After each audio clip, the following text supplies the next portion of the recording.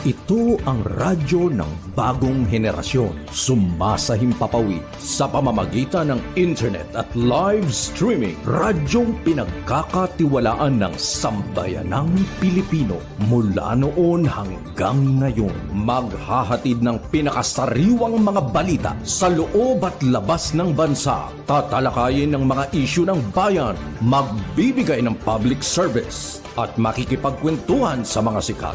Mula sa puso ng Metro Manila, sumasahimpapawid live ang DZGG, ang radyo ng bagong henerasyon.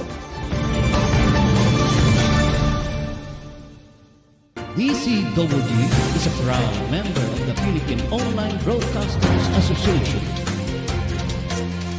Mga masugid naming tagapakinig at taga-subaybay, matutunghayan at mapapakinggan natin ang programang pinamagatang Mga Lihim na Kalatas tuwing linggo ng gabi. Layunin ng Lihim na Kalatas ay makapagbahagi ng mga kwento ng buhay ng bawat tao at makapagbigay ng inspirasyon. Maaari kayong magbigay ng mga reaksyon, kuro-kuro o suwestyon.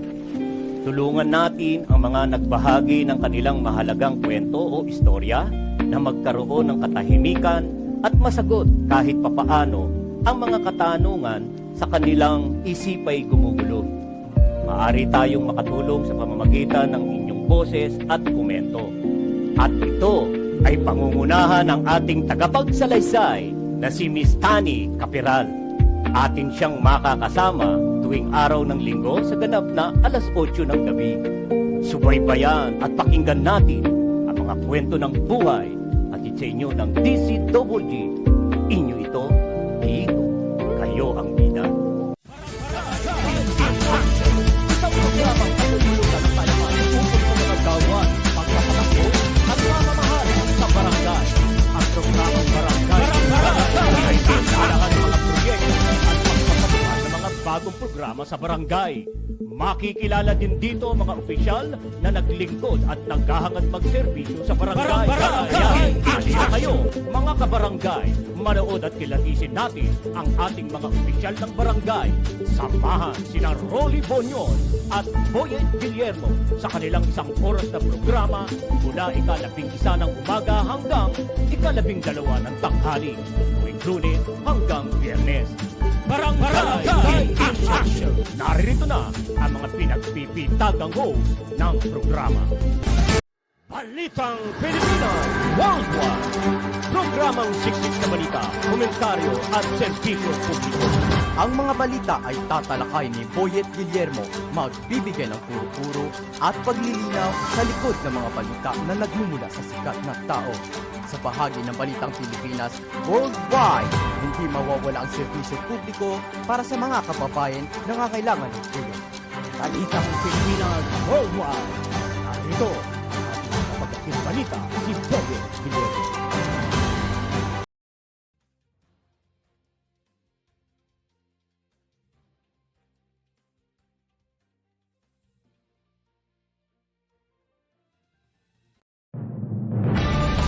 Ito ang radyo ng bagong henerasyon. Sumasahimpapawid sa pamamagitan ng internet at live streaming. Radyong pinagkakatiwalaan ng sambayanang Pilipino. Mula noon hanggang ngayon, maghahatid ng pinakasariwang mga balita sa loob at labas ng bansa. Tatalakayin ng mga isyu ng bayan. Magbibigay ng public service at makikipagkwentuhan sa mga sikat. Mula sa puso ng Metro Manila, sumasahimpapawid live ang DZGG, ang radyo ng bagong henerasyon. DZGG is a proud member of the Philippine Online Broadcasters Association. Mga masugid naming tagapakinig at taga-subaybay, matutunghayan at mapapakinggan natin ang programang pinamagatang Mga Lihim na Kalatas tuwing linggo ng gabi. Layunin ng Lihim na Kalatas ay makapagbahagi ng mga kwento ng buhay ng bawat tao at makapagbigay ng inspirasyon. Maaari kayong magbigay ng mga reaksyon, kuro-kuro o suwestyon. Tulungan natin ang mga nagbahagi ng kanilang mahalagang kwento o istorya na magkaroon ng katahimikan at masagot kahit papaano ang mga katanungan sa kanilang isipay gumugulo. Maaari tayong makatulong sa pamamagitan ng inyong boses at komento. At ito ay pangungunahan ng ating tagapagsalaysay na si Miss Tani Capiral. Atin siyang makakasama tuwing araw ng linggo sa ganap na alas 8 ng gabi. Subaybayan at pakinggan natin ang mga kwento ng buhay at sa inyo ng DCWG. Inyo ito, dito, kayo ang bida. Isang programang katutulutan ng talaman ukol sa mga gawan, pagpapakaso at mamamahal sa barangay. Ang programang barangay ay kailangan ng mga proyekto at pagpapatuhan ng mga bagong programa sa barangay. Makikilala din dito ang mga opisyal na naglingkod at naghahangad magserbisyo sa barangay. Kaya, halina kayo, mga kabarangay, manood at kilatisin natin ang ating mga opisyal ng barangay. Samahan sina Rolly Bonyon at Boyet Guillermo sa kanilang isang oras na programa mula ika-11 ng umaga hanggang ika-12 ng tanghali, tuwing Lunes hanggang Biyernes. Barangay in Action! Narito na ang mga pinagpipintagang host ng programa. Balitang Pilipinas Worldwide! Programang siksik sa balita, komentaryo at serbisyo publiko. Ang mga balita ay tatalakay ni Boyet Guillermo, magbibigay ng puro-puro at paglilinaw sa likod ng mga balita na nagmumula sa sikat na tao. Sa bahagi ng Balitang Pilipinas Worldwide, hindi mawawala ang serbisyo publiko para sa mga kababayan na nangangailangan ng tulong. Balitang Pilipinas Worldwide! Narito ang ating balita si Boyet Guillermo.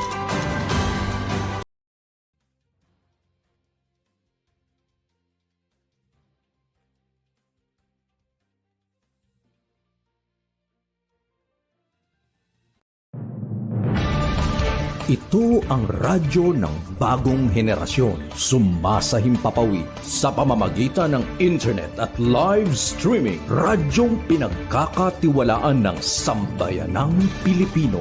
Mula noon hanggang ngayon, maghahatid ng pinakasariwang mga balita sa loob at labas ng bansa. Tatalakayin ng mga isyu ng bayan. Magbibigay ng public service at makikipagkwentuhan sa mga sikat. Mula sa puso ng Metro Manila, sumasahimpapawid live ang DZGG, ang radyo ng bagong henerasyon.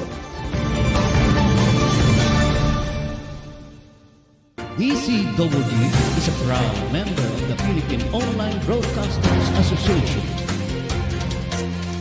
Mga masugid naming tagapakinig at taga-subaybay, matutunghayan at mapapakinggan natin ang programang pinamagatang Mga Lihim na Kalatas tuwing linggo ng gabi.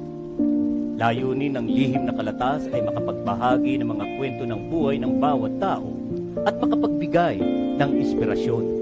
Maaari kayong magbigay ng mga reaksyon, kuro-kuro o suwestyon.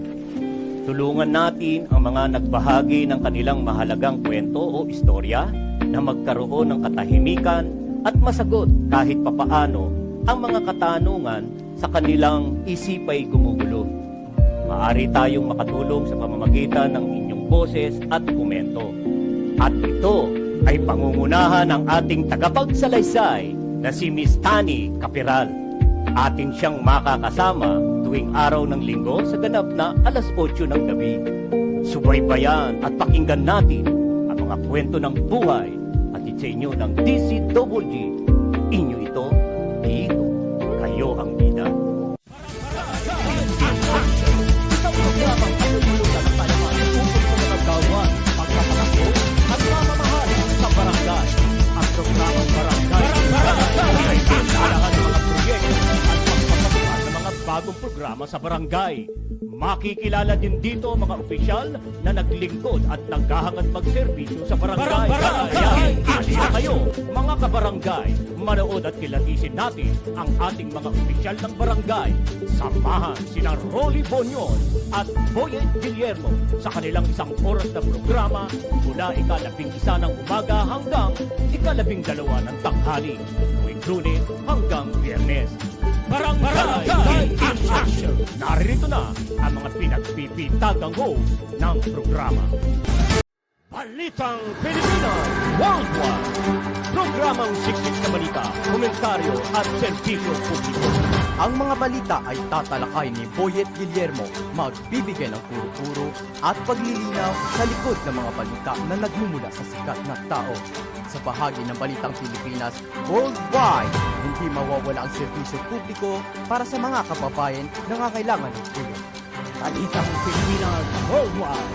Narito ang kapagating balita si Boyet Guillermo.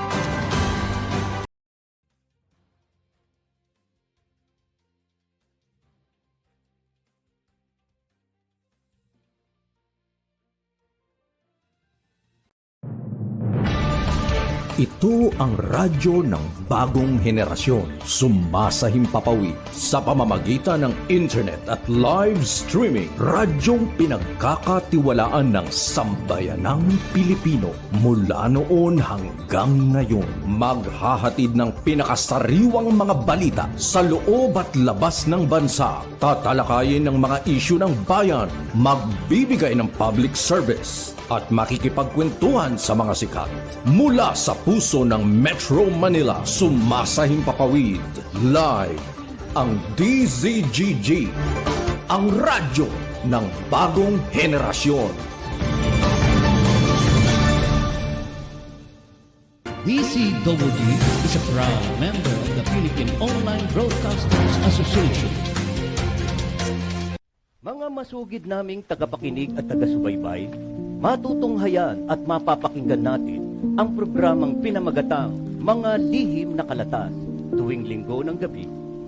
Layunin ng Lihim na Kalatas ay makapagbahagi ng mga kwento ng buhay ng bawat tao at makapagbigay ng inspirasyon. Maaari kayong magbigay ng mga reaksyon, puro-puro o suwestyon. Tulungan natin ang mga nagbahagi ng kanilang mahalagang kwento o istorya na magkaroon ng katahimikan at masagot kahit papaano ang mga katanungan sa kanilang isipay gumugulo. Maaari tayong makatulong sa pamamagitan ng inyong boses at komento. At ito ay pangungunahan ng ating tagapagsalaysay na si Miss Tani Capiral. Atin siyang makakasama tuwing araw ng Linggo sa ganap na 8:00 ng gabi. Subaybayan at pakinggan natin ang mga kwento ng buhay at sa inyo ng DCWG. Inyo ito, dito, kayo ang bida. Isang programang katutulutan ng palaman ukol sa mga gawa, pagpapakaso at mamamahal sa barangay. Ang programang barangay ay pinalahan ng mga proyekto at pagpapatuhan ng mga bagong programa sa barangay. Makikilala din dito ang mga opisyal na naglingkod at naghahangad magserbisyo sa barangay. Kaya, halina kayo, mga kabarangay, manood at kilatisin natin ang ating mga opisyal ng barangay. Samahan sina Rolly Bonyon at Boyet Guillermo sa kanilang 1 oras na programa mula ika-11 ng umaga hanggang ika-12 ng tanghali, tuwing Lunes hanggang Biyernes. Barangay in Action! Narito na ang mga pinagpipintagang host ng programa. Balitang Pilipinas Worldwide. Programang siksik na balita, komentaryo at serbisyo publiko. Ang mga balita ay tatalakay ni Boyet Guillermo, magbibigay ng puro-puro at paglilinaw sa likod ng mga balita na nagmumula sa sikat na tao. Sa bahagi ng Balitang Pilipinas Worldwide, hindi mawawala ang serbisyo publiko para sa mga kababayan na nangangailangan ng tulong. Balitang Pilipinas Worldwide. Narito ang kapagating balita si Boyet Guillermo.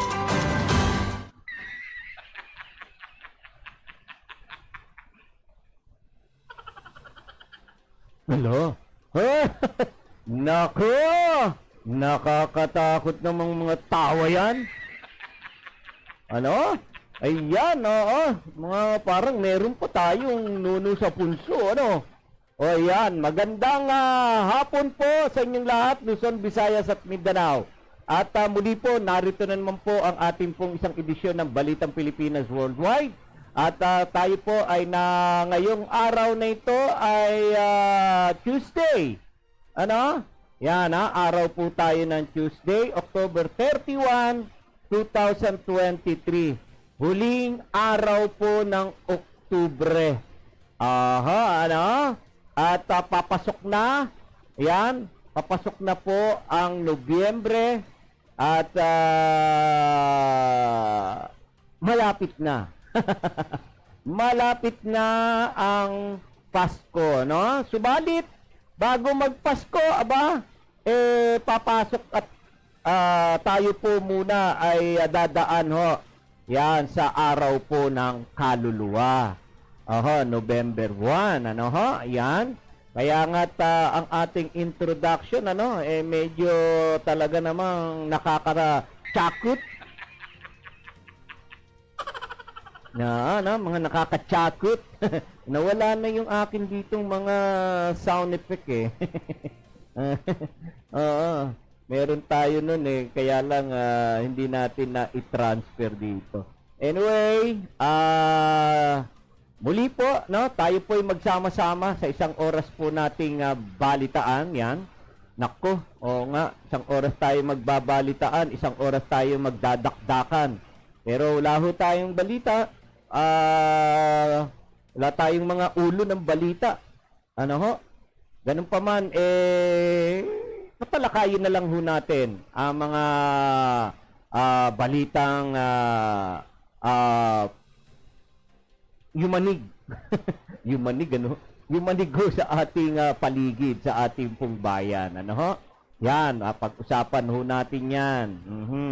Alright, bago tayo, ayan, diba,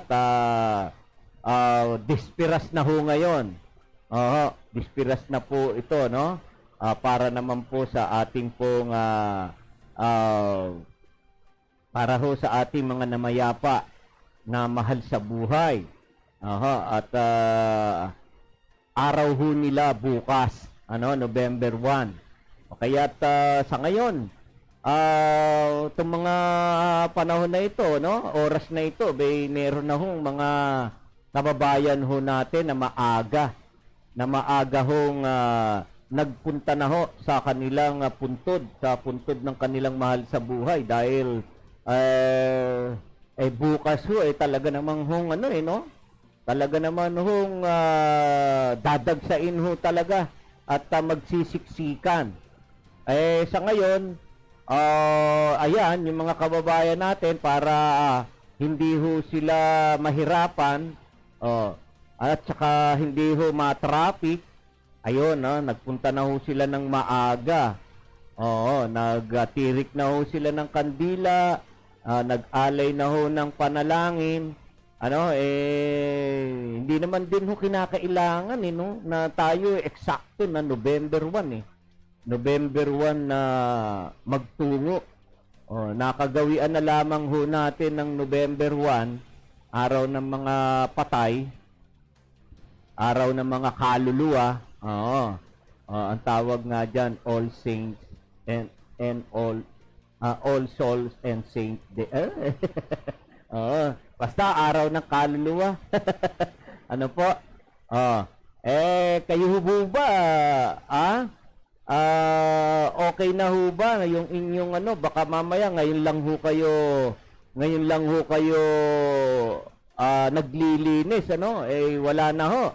Hindi na ho yata pinapayagan. Hindi na ho pinapayagang maglinis ng nicho. Ano po? Siguro for consideration, yung iba na nagagawa pa nila ring maglinis sa kanilang puntod, Pero pangkaraniwan ho kasi pag ganito ng petsa ay hindi na ho dahil syempre kung ikaw ay maglilinis, ngayon ka pala maglilinis, saan mo itatambak ho yung basurang tinanggal mo dyan sa nicho ninyo? Sisiksik mo ngayon. Baka mamaya ilagay mo yan dun sa ibabaw din ng katabing nicho. Magagalit naman ho yung yung katabing nicho ninyo. Ano ho? At sa ngayon, yung mga basura sa loob ng simenteryo, yan ay hinahakot na ho yan o para ho kinabukasan malinis na ho ang simenteryo. Ginagawa po yan ng mga ng management. Ng management ng simenteryo at kinakailangan malinis ho. Nang sa gayon naman ho ay hindi naman ho dadatnan ng marumi yung nicho nila. Hinahakot ho yung mga basura, mga damo-damo ho dyan na mga damo-damo na umano ho sa nicho. Yan. Hinahakot ho nila ho yan. Kaya pag nahakot na ho yan at malinis na, ay hindi na ho sila pumapayag na may basura pa rin hong ilalabas o magmumula ho sa pinag-anuhan ninyo. So, siguro, pintura na lang. Pintura na lang ho ang dapat gawin. At syempre, baka nakakaligtaan ho ninyo. Nakakaligtaan po ninyo na hindi pa nababayaran ang amilyar. Ang amilyar po ng pagkakalibing ng inyong mahal sa buhay. Baka yan ho ay at saka inuulit nga po natin, baka magtaka ho kayo. Baka magtaka kayo na wala na ho yung inyong libing, yung mahal nyo sa buhay, wala na ho doon sa pinagkakalibingan niya. Yan po ay dinadala ho sa chapel. Sa chapel po ng simenteryo. Meron ho silang chapel ho dyan. Diyan ho nilalagak ho yung buto ng mahal nyo sa buhay at maaari ho yung kunin yan at ilipat. Ilipat po o baka nais po ninyong ibili ng libingan, kasi ho yung 5 years lang ho yung pinagagamit ho ng management ng simenteryo. 5 years lang ho ang po pwedeng itagal ng pagkakalibing ho. At pagkatapos ho yun ay tinatanggal na. Yun ho, baka kayo ho ay maghanap. Baka hanapin ho ninyo yung patay ho ninyo. Hindi ho nawawala sila, Hindi po sila nawawala. Andyan ho ang kanilang buto sa chapel. Makipag-ugnayan po kayo sa mga empleyado o opisyal ng inyong simenteryo para doon malaman ninyo kung saan ho nila inilagak yung inyong mahal sa buhay, yung buto po ng inyong mahal sa buhay na tinanggal na ho doon sa Amilyar, wag mong kakalimutan. Itong mga panahon na ito, baka kayo ho ay hindi na makapunta ng munisipyo o sa City Hall. Diyan ho ay maaari naman hong magbayad ho diyan. Punta ho kayo sa opisina ng opisina po ng simenteryo. Diyan ay maaari ho kayong magbayad. Para hindi ho kayo taon-taon nagbabayad, maaari hong mag-advance. Nag-advance ho na kayo. Yung po may mga sariling puntod. Yung mga sariling puntod ho yan. Taon-taon ho yan. Binabayaran. I-advance nyo na ho. Napakamura lang naman ho niya. Kayang-kaya hong bayaran ho yan. Kung di tayo nagkakamali, nasa 300 piso lang ho kada taon. Aha. Mag-ano na ho kayo, mag-advance na ho kayo, 3 taon agad. Oo, para kada ano di ba? Kada magse-celebrate po tayo ng mga kaluluwa hindi na ho tayo nag-aalala na hindi natin nababayaran yung obligasyon po para sa lupa na pinagtirika ng nicho ng inyong mahal sa buhay. Ano ho? At may mga paalala po dyan, yung mga paalala ho, yung mga unang-una, yung mga bata, nako, wag na raw ho magsasama ng batang paslit, yung maliliit. Oo, baka daw po, baka ho, maano pa yan. Oo, makakuha ho ng sakit. Siyempre, kung ang sementeryo ay lupa lang ang dinadaanan, pag tag-init, naku, maalikabok. Di ba? Maalikabok, malalanghap po ng bata yung alikabok. At ang usok ng mga kandila ay baka magkaroon ng asthma ang bata. Ano ho? Kaya wag na ho kayo magdadala ng mga maliliit na bata. At baka ho yan ay may kalikutan ng inyong anak. Di ba? Malihis ang inyong paningin. Biglang napahiwalay sa inyo sa dami ng tao, nabitawan ninyo may binibili lang kayo, biglang nawala sa paningin kayo ng bata at akala yung katulad ng kulay ng damit ninyo may katulad kayo doon sumunod, akala kayo yon. Di ba? Naliligaw na ho yung bata hanggang sa mapalayo na yan sa iyo. Sa bagay, meron naman po tayo dyan mga multiplier, mga NGO, organization na tumutulong para sa ating po mga kababayan na nagtutungo dyan sa sementeryo. Nandyan, sila ho ay mga nananawagan. Ayun. Meron sila, may mga sound system ho sila dyan. Naglalakihang speaker para mai-anunsyo kung sino yung batang nawawala. Kaya wag na ho magdadala. Naku, mahirap na po, mahirap na. So, yun po ang panawagan ng ating mga lokal na pamahalaan, lalo na po ang DOH.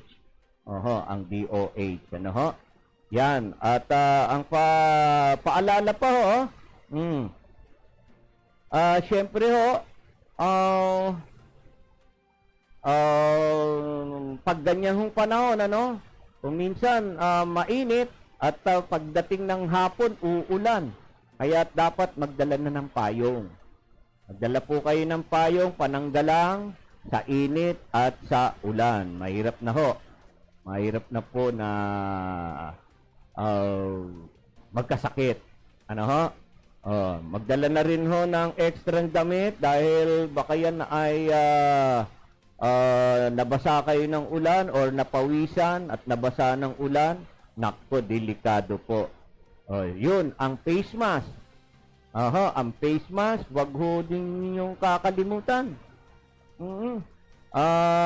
Yan ho, pananggalang ho din ho natin sa mga usok na malalanghap po natin. Sa dami ho ng usok na yan, maitim pa ho ang nililipad na usok ng ng kandila. Pag pumasok po yan sa ilong natin, kung walang balahibo yung ilong mo, hindi masasala yan, hindi mahaharang. Diretso yan sa baga.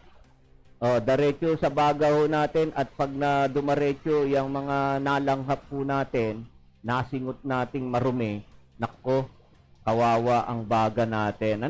Tayo ay magkakasakit sa baga. Kaya ang alcohol, yan, magdala ng alcohol. At syempre, medyo hihipo-hipo ka sa nicho. ano, hindi tayo nakakasiguro, di ba? Kung anong mga hayop ang umano dyan. Mga dumapo, gumapang, di ba? Kaya't kinakailangan na meron kang alcohol. Dahil kung minsan nga, no, umuupo-upo tayo sa ibabaw ng nicho. Umuupo tayo dyan. Sa bagay, yan naman no, ay bago natin upuan, hawakan ay nililinis. Pero mainam na rin ho na tayo ay merong mga protection. Mga paalala ho natin yan. At syempre, yung mga magtutungo ng ating mga kababayan, bawal po ang pagsusugal. Pinagbabawal ang magdala ng baraha at doon magsusugal, magtotonghits, magpupusoy, maglalaki nine, at blackjack. Alam na alam ano. At po pwede siguro na solitaire. Mag-solitaria na lang. Ayan. Habang pinalilipas ang maghapon. Dahil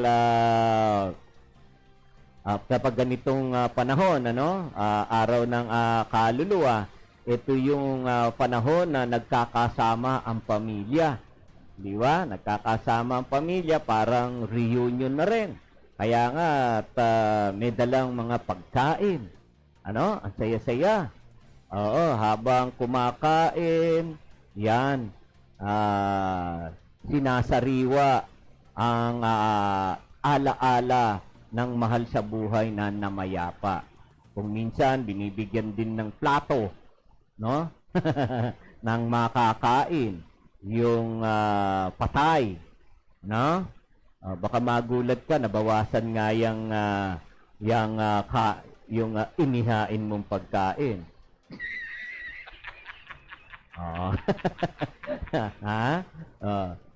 Magulat ka, nilagyan mo ng hita ng chicken, nawala yung chicken. Ay. Nawala nga yung chicken, kinain. Kaya, ganyan tayo, no? Nagbibigay talaga tayo, nag-aalay tayo ng pagkain sa ating mahal sa buhay. Pero, siyempre, pag ganon, masaya ka. Dahil yung presence ng mahal mo sa buhay nandoon. Kasi kinain yung chicken. Di ba, no? Alright. So, ibig sabihin talagang nasisiyahan yung mahal natin sa buhay, yung namayapa. Nakapiling natin siya dahil araw niya eh. Di ba? Kaarawan niya eh. Araw ng kaluluwa eh. Kaya ang kaluluwa nandun sa museo na kung saan andun ang kanyang pamilya, kaya kapiling natin siya. Diba? Kaya tayo ay nag-aalay. Kung inuman naman, may tagay din ho siya doon. Ayan. Kung anong iniinom ng namatay, stainless man yan o may kulay, yun ang itatagay. Pero, wag hong gagawin yon kasi bawal hong magdala ng alak at mag-inom. Yung soft drinks lang ho. Soft drinks lang ho ang ating dadalhin para makainom naman ng baka hindi na ho nakakainom ang ating mahal sa buhay ng juice, no? Kung saan man siya naroon. Baka hindi pa siya nakakatikim ng soft drink. O baka yung hilig niya noon ay yung shake. Yung sinake na mga prutas. Ayan. Yun na lang ang ating ipaiinom sa kanila. Yan ang ating ihahanda. Alright? So, bawal bawal. At kung walang authority na magdala ng baril, baka At gun ban pa ho yan. May gun ban pa ho tayo hanggang November 2 ho tayo. Kaya wag na ho magdadala ng kung kayo man ay otoridad at wala kayong permit to carry o wala kayong mission order. Wag na ho kayo magdala ng barel. Mainit po yan. Mapagkamalan pa kayo. At yun, lalo na ho yung mga matutulis na bagay. Yan, kutsilyo. Wag na ho magdala ng kutsilyo. At baka tsak ho yan, mahaharang lang ho yan sa gate ng simenteryo. Kasi ho, lahat ho ng mga daladala ho nating pagkain, i-inspectionin ho yan. Lighter. May marami ho sa atin dyan, mga naninigarilyo. Kaya may lighter. Nako, lalo na kapag ang lighter mo, ang tatak, yung stainless yung lighter mo. Ginaganon-ganon pa, nilalaro-laro pa. Mamahalin yun. Yung lighter na yun. Diba? Kaya bawal magdala ng lighter. Mga ano-ano na yan. Kasi siyempre, para po yan sa kaligtasan po ninyo. Yan, lalo na, mga balisong, ice pick, nako, basta matutulis, pana. Meron pang mga kababayan natin yung mga nakatago lang sa bahay. Di umano'y para sa kanilang depensa, proteksyon, sa kanilang mga kaaway. Kaya may nakatagong may nakatagong ice pick, may sumpak pa yan. Siyempre hindi lang ho nadidiskubre. Hindi lang ho nadidiskubre. Lalo na sa mga depressed area. Nako, pag ni-raid mo yan, sa kulungan nga meron Doon pa kaya sa bahay? Kulungan na ho yan, Pero nakakagawa ng pana, nakakagawa ng sumpak, nakakagawa ng baril, di ba? Nakakagawa ng may balisong, may jungle bolo, may pana, iba't iba. Iba't ibang Kaya, nako, wag ho tayong magtaka. Kaya wag nyo nang dadalhin ho yan at wag nyo ilalabas. Wag nyo ilabas yan dahil ikaw ay may pananagutan. Pag iyan ay nakita sa iyo ng mga otoridad, kaakibat niyan ay kaso. Illegal possession of deadly weapon. At illegal possession, face ugly. Hindi po.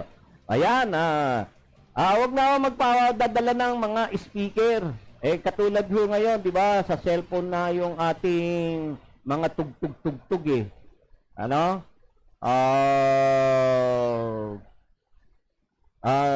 wala naman ho magdadala na ng karaoke. Hindi na ho uso ang karaoke. Di ba? Yung mga stereo, wala na. Hindi na ho uso yan. So, nasa cellphone na. Ngayon, ang ginagawa ay meron ka na dyang malakas na speaker. May booster. Di ang lakas na. Di ba? Sa cellphone lang. Mapapakinggan mo na ng maganda yung music na paborito mo. Ngayon, bawal ho. Wag ho magdadala ng malaking speaker. Sapat na ho yung sound ninyo sa cellphone. 50% lang yung sound. Wag nyo namang sosobrahan din dahil syempre, hindi lang naman kayo ang buhay sa simenteryo. Marami din ho mga buhay dyan. Marami ho kayong kapitbahay. Kung lahat kayong magkakamag-anak nagpatugtog, di nakakabulahaw din ho kayo. Di ba? Doon ho, nagkokos ho yan ng gulo o away. Oo, ha? Bango. Nagugutom na nga. Kaya ho, ginagawa po ng ating mga otoridad na ipinagbabawal yung mga ganyan kasi cause ho yan ng away. Laying sugal, pag-iinom. Siyempre, pag ikaw ay lasing na, malakas ang boses mo, andun na yung yabang, malakas na ang loob mo, pati pulis, aawahin mo na. No? Pag inaway mo pulis, nako, kakasuhan ka na niyan. Disobedient o kaya ay assault in person of authority. Yan ang kakaharapin mo kapag wala ka na sa ulirat at ikaw ay lasing. Okay. At kung meron po mga problema, ayan, meron hong hotline ang ating pong pulis, ang ating, yan ho sa parte ho ng Pasay, may hotline po may hotline na binigay ang kapulisan. Yan, kuning ho ninyo ang numero, 8709-0791 at 0945-513-2782. Ayan, pag may mga kaguluhan, snatching, switching, dukuting, away, mauling, rambling, rioting, lahat ng kaguluhan is i-report po ninyo sa ating otoridad para ma-aksyonan. Okay? At kung meron naman po mga nadijilo dyan, nahihilo, nagsusuka, sumakit ang tiyan, nanginginig, giniginaw, pinagpapawisan, nagsusuka, yan, andyan ang ating pong Disaster Risk Reduction Management Office Hotline. Ang numero ay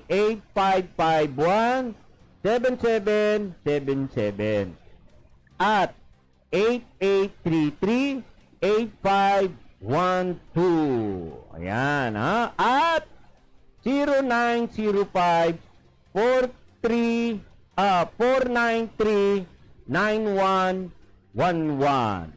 Ayan ang hotline ng Disaster Risk Reduction Management Office ng Pasay City at Pasay Police.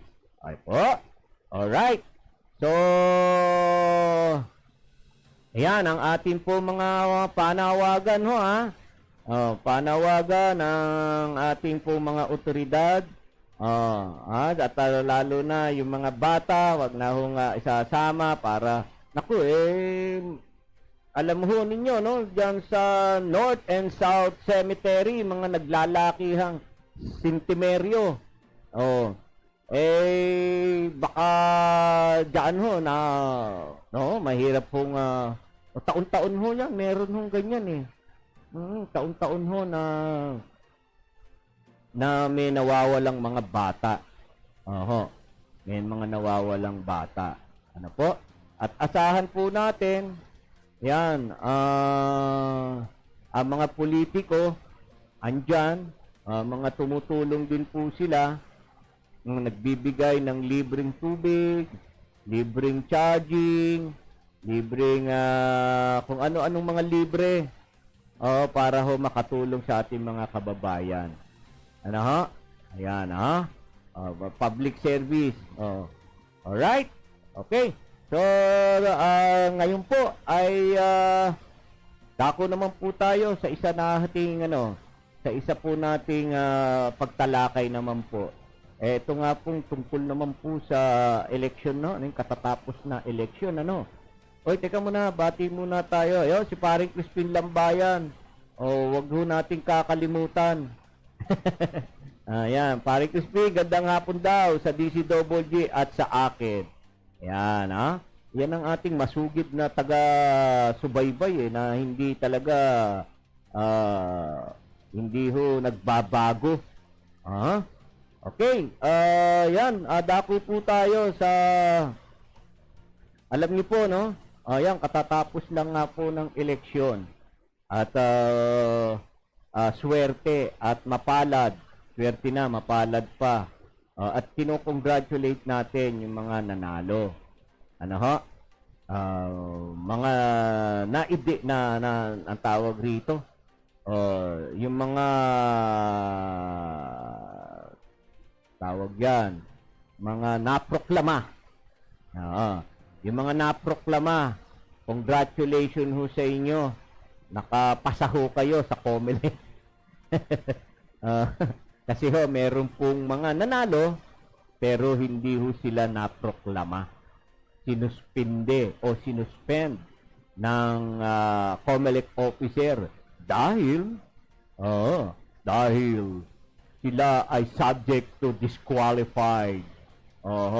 Sapagkat nilabag ho nila ang ating patakaran sa eleksyon. Nilabag ho nila ang ating mga batas. Kaya marami pong mga naudlot. Yun ang sinasabi ho natin na huwag sila hong kasisiguro yung mga nanalo. Pero kukonti lang naman po. Kukonti lang naman po sa buong kapuluan, sa buong 42,000 mahigit na barangay sa Pilipinas, kukonti lang naman po. Kukonti lang naman po. Wala hong porsyento. Wala hong porsyento. So, umaabot po sa 256 lamang yung suspended na sinuspindi ang proklamasyon. Ano ho? Tingnan niyo po, no? Yan. 46 po sa kanila. Yung mga nanalo, ayan, mga nagwagi sa barangay at SK election. Konti lang, ano? Pero tingnan niyo ho, ano? Ang kagandahan ho dito, nung mga nakaraang eleksyon, wala tayong mga ganito eh. Wala pong inilabas na ulat ang nakaraang pamamahala na sa ating COMELEC. Ano? Kasi ho, ito para ho masanay na ho tayo at dapat hong sumunod ang mga kandidato kung anong mga batas. Kaya't eto, nasampulan. Nakahang po live video. Nakahang daw po ako. Nakahang daw. Ayan. Ano ho? Ginagawa po ito ng COMELEC para ho maging maayos po tayo. Ay, ano ba ba't na nakahang nga daw ako?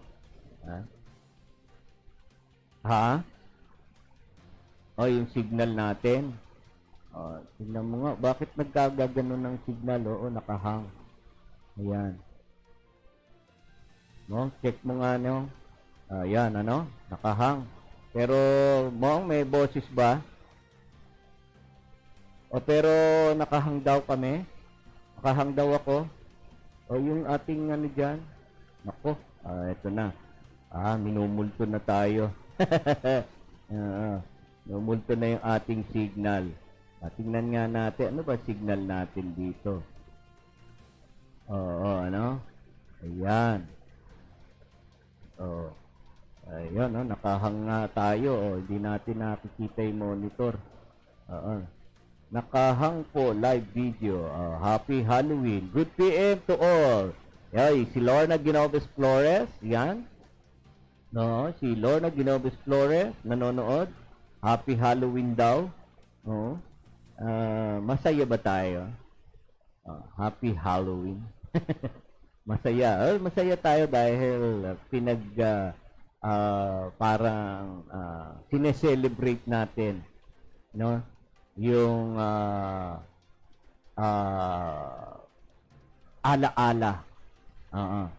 alaala ng ating mahal sa buhay na mayapa. Kaya happy, ano bang dapat? Happy Halloween or happy soul. Happy, ano? Alright. Ano ho? Ay, tayo po ay sige lang, paumanhin po, no? Medyo boses ko lang ho ang naririnig ho ninyo at medyo humihina ho yung ating signal. Humihina yung ating signal ho sa ating internet, kaya ganun ho. Ano? Kaya wag po kayong aalis. Huwag po kayong aalis at tuloy-tuloy lang po yung aking pagsasalita. Yan. Tuloy ho natin yung aking tinatalakay. Ano ho? Sa 46 po na mga nanalong kandidato sa barangay at SK election mula sa 256 na pinroklama na winning candidate sila, yan. Kinabibilangan po yan ng mga barangay chairman at kagawad. Kita mo, walang SK. Tingnan nyo. Ano? Kita nyo yung mga bata talaga, no? Marunong sumunod, ano? Yung mga matatanda na ho talaga, ay matitigas ang ulo ho yan, eh. Ang hirap na hong palambutin ng ulo niyan. Pag pinakuluan mo yan, talagang gagamit ka na. Gagamit ka ng rice, ano ba yung? Rice, ano ba yung pampakulo ng pampalambot? Pressure cooker.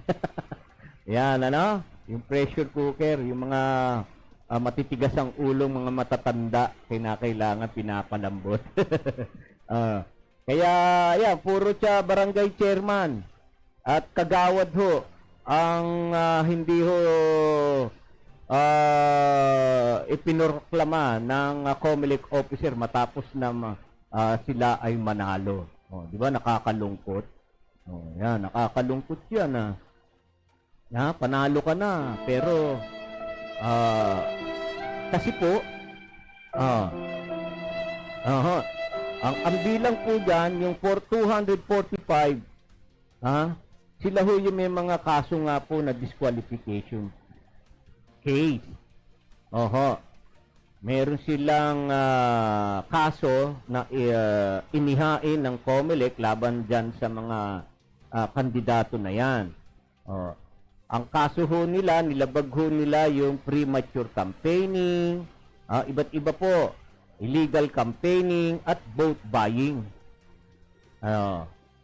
Mga nagbenta ng boto, bumili ng boto, yan. At nangampanya nang wala sa panahon. Maagang nangampanya. Nung araw, di ba, nagagawa la, malaya nating